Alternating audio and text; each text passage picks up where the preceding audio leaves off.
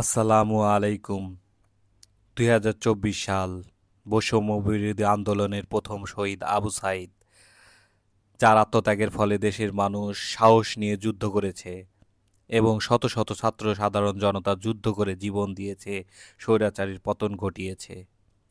সেই তরুণ দুঃসাহসী আবু সাঈদ, যার স্মরণে আমার কবিতা আবু সাঈদ।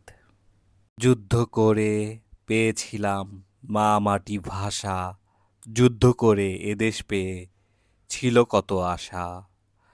স্বাধীন দেশে চলবো মোরা বুক ফুলিয়ে ভাই, দেবে না কেউ আর্ত বাধা, মোদের শত্রু নাই।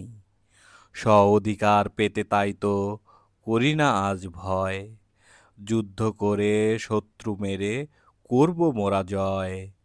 হঠাৎ আমার বুকের মাঝে লাগলো গুলি এসে, জীবন দিয়ে এদেশকে তাই গেলাম ভালোবেসে।